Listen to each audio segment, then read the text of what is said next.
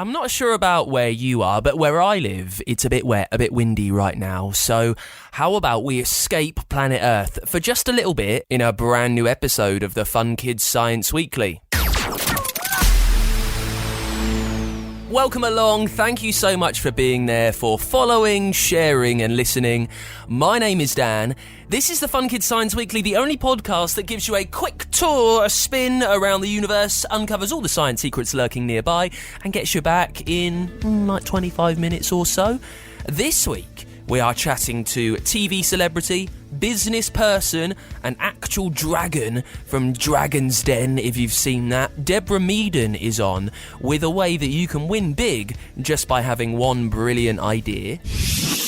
Well, some of the most brilliant inventions might feel a little bit obvious, but there's already been some fantastic ones, turning poo into fuel. Or Ava Garside, she was 12, she invented a pollution sensor blade. So for me, it's those ones that you look at and you think, wow, why didn't I think of that? As we get older, we start thinking, yeah, well, we've seen it all. And then a child comes up with something you think that is brilliant. It solves a massive problem. It's going to make life better. That's what I'm looking for. Also, we'll take a look inside your gut with a series from our microbe pals, Benny and Mal, who are making big choices. All right, Benny and Mal here. Yeah. We're teasing out a few demanding dilemmas for you. Big word, isn't it? Dilemma. It just means having a difficult choice to make. You choose. Like whether to watch a bit of telly or have a go on the tablet. Good example, Mal.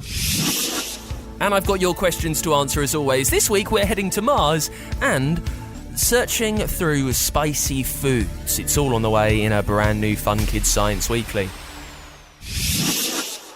Let's kick things off with your science in the news. Scientists say they have uncovered the ruins of a tomb that's 5,000 years old up in Scotland. The site is Neolithic, that's how old it is, 5,000 years, and they say it's incredibly rare. They say 14 skeletons from that time have been found, with some tools and pots. They also say it was mainly destroyed by Victorian treasure hunters over 100 years ago. How amazing is that? This thing that we found is so old, it was dug up over 100 years ago. Treasure hunters had a look round and then they put it all back and we've still found it. That's so incredible at how history works. Also, let's stay in Scotland because a snake that's been on the loose for a year has been found. Emmet is a corn snake. It went missing as a baby but managed to stay alive on the streets, surviving brutal cold temperatures and even found its own food. He was then handed into an animal care centre and has been reunited with its owner where it had a warm bath and a very good meal. It's a very good boy, Emmet. Do you say that about snakes? You say it about dogs? I don't know.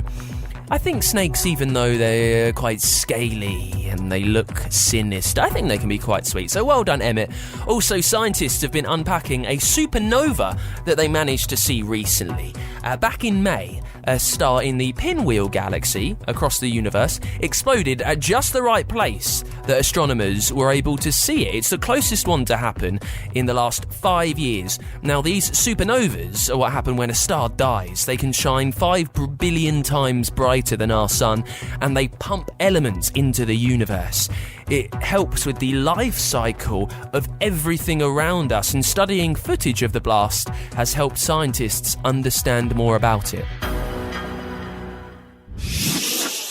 Let's get a brand new episode of Techno Mum on then. Techno Mum is one of our favourite gadget geniuses on the show. We've been with her for the last couple of months.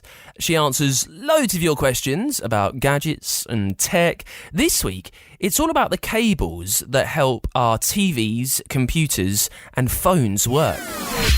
Techno Mum Fast Files. How many telephones, computers and televisions have you got in your house? Count them. For telephones, televisions and computers connected to a phone line, even if wirelessly through a modem, digital information is carried to and from our homes by a network of cables that run under the streets. Transmitters at one end of the cable turn pictures, words and sounds into a digital code made of ones and noughts, whilst at the other end, a receiver decodes the information back into the same pictures, words and sounds. The old-fashioned way of sending the digital code was with electrical pulses, but there's something that travels faster than anything else. And that's light. Fibre optic cables use light to send the digital code. It's sent in pulses down the cables, a bit like shining a torch in a tunnel. And I imagine a tunnel would be a much more peaceful place, actually. Technomum, with the Institution of Engineering and Technology, advancing and sharing knowledge. More from Technomum next week. Right now, it's time for one of my favourite parts of our podcast, where I get to prove that I do know a few things, that I can be a genius, and I know how to look things up and research it so you don't have to. This is where I answer any science question you send in to me on the free Fun Kids app or at funkidslife.com. Really easy to do. You've got a record button on both of those, so you can record your question just like this. Why do spicy foods taste hot even when they're cold? Orlando. Brilliant name. Why do spicy foods taste hot even when they're cold? Well, it's nothing to do with actual heat. Well, it is, but it isn't. I'll get to that. It's all to do with a chemical and our body's reaction to it. There's an ingredient in hot foods, chili, called capsaicin. And we have these special parts of our mouths called vanilloid receptors. They are there to protect our mouth. They detect heat, so we don't eat anything that might burn us, right?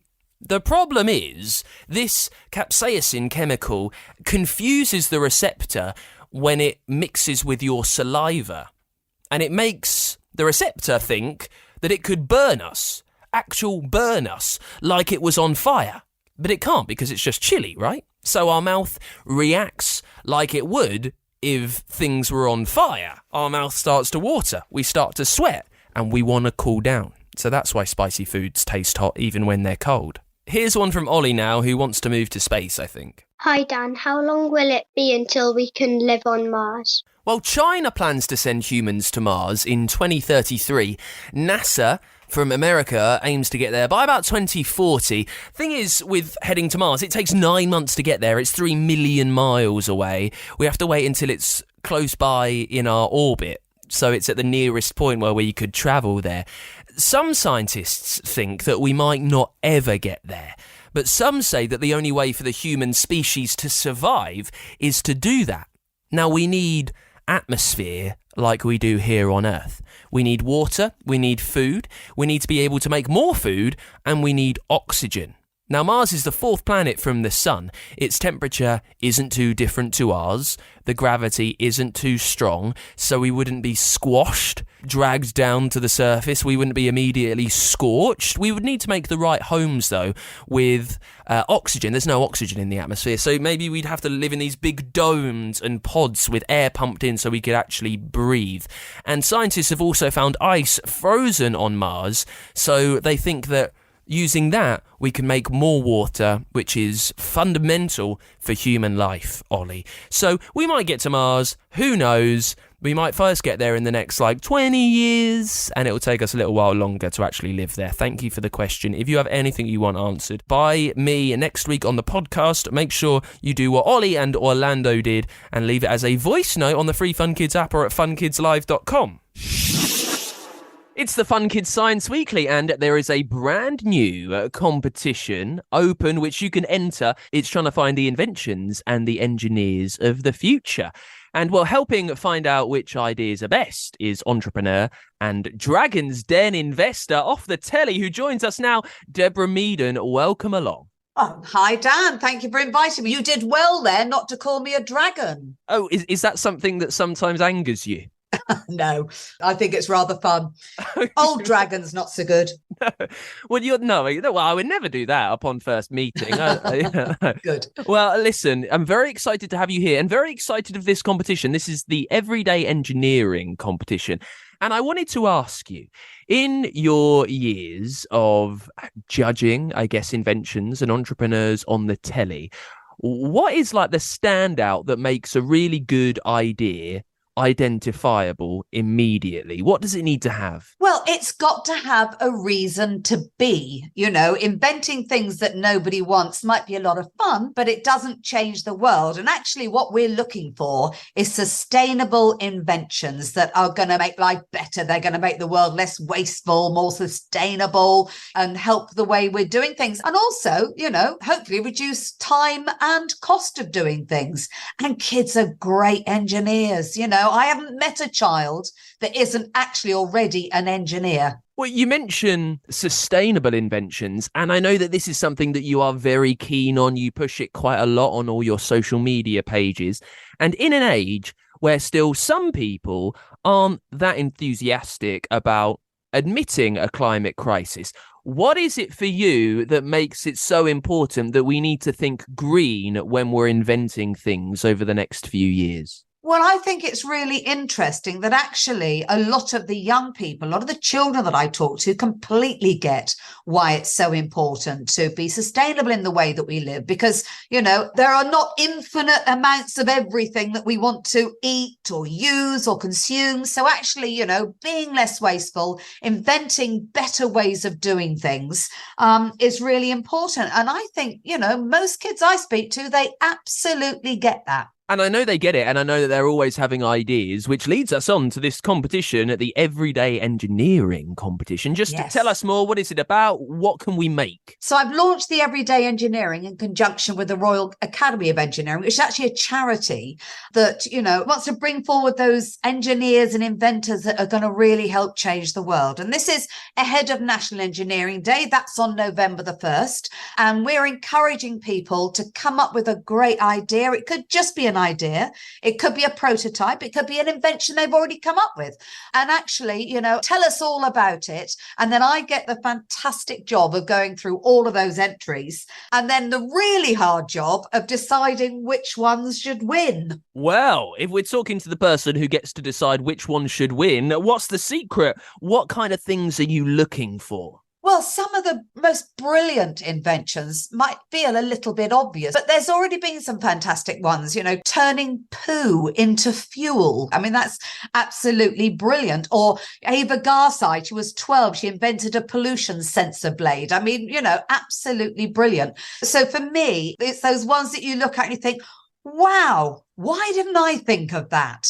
And children are so good at that. They've got fresh minds and open minds. As we get older, we start thinking, yeah, well, we've seen it all. And then a child comes up with something you think that is brilliant. That is so simple. It solves a massive problem. It's going to make life better. That's what I'm looking for. How practical do these ideas need to be in that we can actually make them? Because anyone can have an idea that's ridiculous and kind of silly and way beyond the imagination, but yeah, in real life, it's not possible. Are you bothered about that? Really good point, Dan. Yes, we have to think of a way and see a way of them actually getting into use. Time travel, that'd be brilliant, wouldn't it? But we haven't got a way of actually achieving that yet. We have to think about the engineering around it. We have to think about actually, this is what we want to do, and this is how I can see us doing it. And again, I find, kids are very good at that. They're very good at building things and taking things apart and looking at the way things work. I personally believe everybody's born an engineer.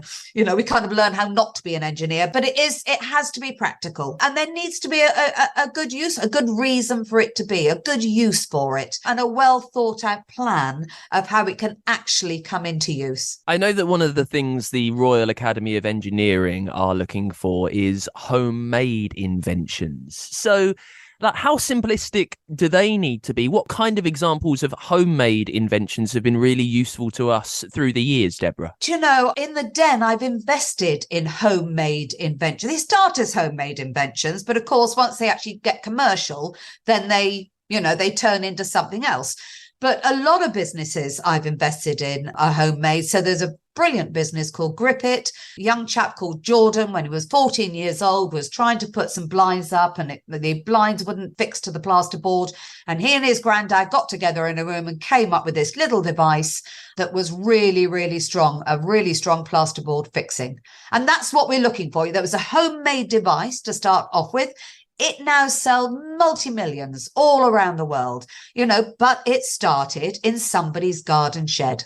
That's what we're looking for. And that's really important, isn't it, Deborah? Because so often with these types of competition and prizes that run every now and then, we're looking like really highfalutin ideas that could drive humanity onwards. But you just want something smart. The competition is everyday engineering. You just want something small that changes our lives in small ways for the better, surely. Changing our lives in small ways can oddly make a huge, huge difference. And it could be something that has a massive effect, because one person changing their life, if millions of people think that's a brilliant idea, then you get a big change. But, it doesn't matter how big or small that idea is, as long as it's well thought out, the end result is that it does make our lives better. It is sustainable. It wastes less. And also, if you waste less, it costs less. That's a good thing at the moment. So I think the whole competition is whether it starts in your kitchen, whether it starts on your, in your garden shed.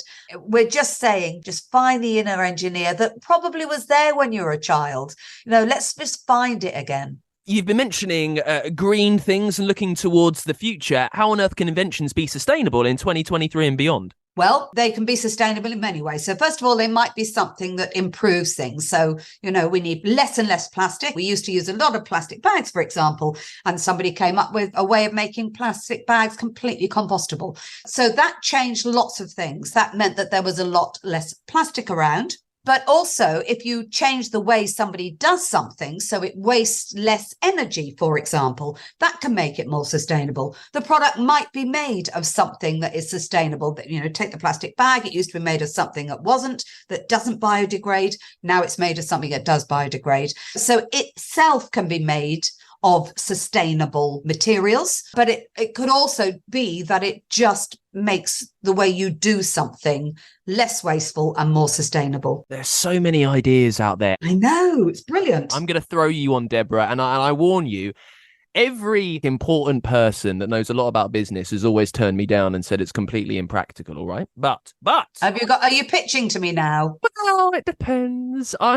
When we make new roads, why don't we line them with solar panels? Why does that not work? Well, that's a very good idea. Why don't we? Apparently, it's something to do with storing the electricity. So the problem is not in generating the power. The problem is that if you generate the power during the day, when less power is needed, how do you store it so that it can be used at night when most power is needed? And whoever solves that issue, there's a good idea. Whoever solves that problem will win the world. And Deborah, I know that you're the one looking for so many fantastic ideas. How are the winners decided? Well, the public have their part to play. So 3 finalists will be announced on social media, and a public vote will decide which has been the best invention. So keep your eye out for that. That will take place on National Engineering Day, the 1st of November. If someone is listening, Deborah, and they want to get involved in everyday engineering in this competition, what do they need to do? Well, by National Engineering Day, we're going to be inundated with people who have entered.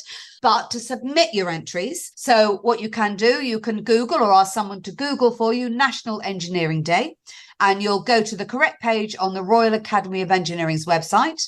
You can find the link all over my social channels. It's all in my bio at the top of my social channels. Or you can click the link on the Fun Kids Science Weekly show notes. Hey, there we go. Loads of ways, including with this podcast. So, yeah, just look in the notes wherever you're listening. And best of luck, Deborah Meaden. Thank you so much for joining us. No, thanks for having a chat. Cheers, Deborah. Good luck, everyone.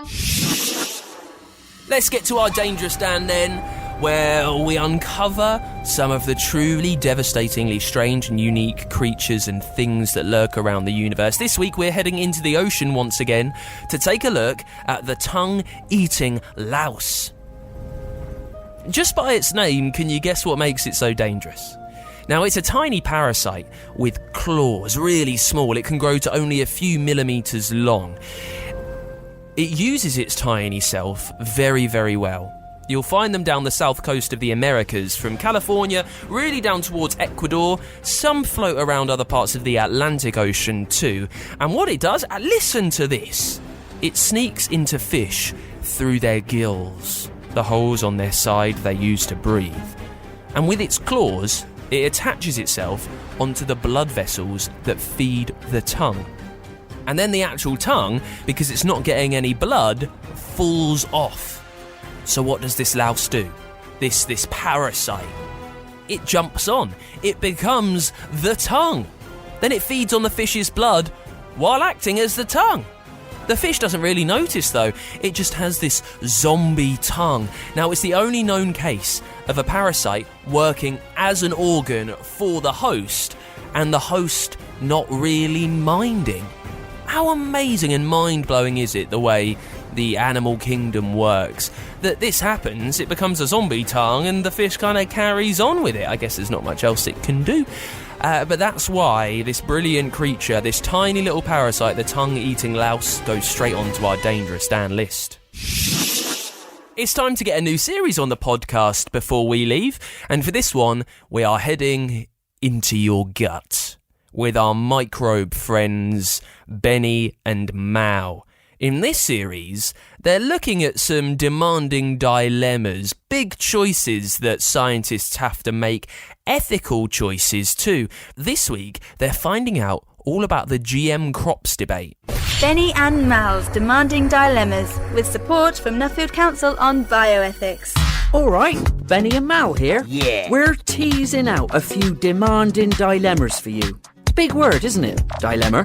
It just means having a difficult choice to make. You choose. Like whether to watch a bit of telly or have a go on the tablet. Good example, Mal. And you might not know this, but an ethical dilemma is a difficult choice about the right thing to do. You choose. Imagine if you were doing a really important test at school and you could see the teacher's answer sheet. No one would ever know if you took a peek. So would you? Should you? Tempting, certainly. And here's where it gets really interesting. Some ethical dilemmas are about difficult choices we have to make about how we use science. You choose. Dilemmas about science. Not sure I get what you mean there. Science is all around us. It helps us do a massive amount of stuff, but just because we can do some things, well, that doesn't mean we should. Like being a disgusting, naughty cheat and looking at the answers, even if no one would see you. Always wrong to cheat, if you ask me. You choose. I really think we've had enough of that sound effect now, Mao. So, let's check out the GM food debate. We all need to eat. It's something every person, animal, and even us microbes on the planet have in common. That's a lot of food. Certainly is. Trouble with crops like grain, fruit and vegetables is that they can be damaged by all sorts of things, like insects or bad weather. As you might have seen on the news, poor harvests can be devastating for developing countries and also affect the price of food all over the world. GM crops are genetically modified, changed at the level of their genes to make the resulting crops stronger, tastier and more nutritious so that more people across the planet can have enough to eat and enjoy better health. But changing the plant inside the very seed, I'm imagining a robot corn on the cob now, Benny. That's not really the direction we're going in, Mal. Genes are the tiny building blocks inside each cell, like the instruction book for how the plant will grow. I'm definitely thinking that I'd rather have a robot corn on the cob because that sounds well weird. And that's the first part of the dilemma. Sounds well weird. Although, if something makes you feel a bit icky, it's worth trying to work out why. It just sounds like Frankenstein's monster creating super powerful vegetables that will take over the world. Well, now you're just getting hysterical. Think about it. Farmers have been making improvements to the food we eat for years. Cross-pollinating crops to make bigger, juicier tomatoes, or make them resistant to diseases. And using chemicals on crops is nothing new. You mean our food is covered in chemicals? Yuck! You've heard of fertilizer. That's stuff that makes plants grow. And pesticides? That's the stuff that kills insects. They've always been part of farming. And think about it. Everything is chemical. Even you, mate. Personal? Okay.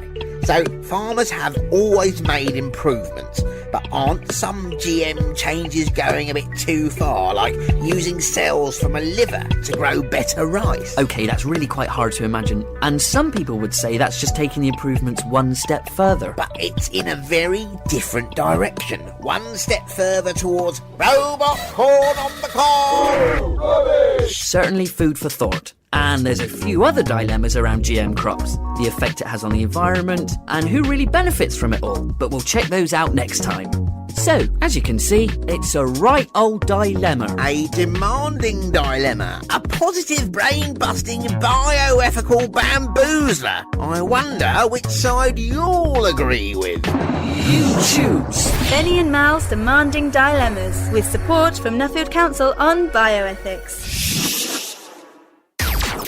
More from Benny and Mal straight inside your body next week on the podcast. If you have a science question you want answered, make sure you leave it as a voice note for me on the free Fun Kids app or at funkidslive.com. You can hear loads of our brilliant podcast series. We've had a few today. There's tons more on the free Fun Kids app, on your smart speaker, wherever you get your shows, and at funkidslive.com. And Fun Kids are our children's radio station from the UK. You can listen to us in some cities around the country on your DAB radio. You can also listen everywhere on the free Fun Kids app at funkidslive.com, or wake up your smart speaker and ask it to play Fun Kids.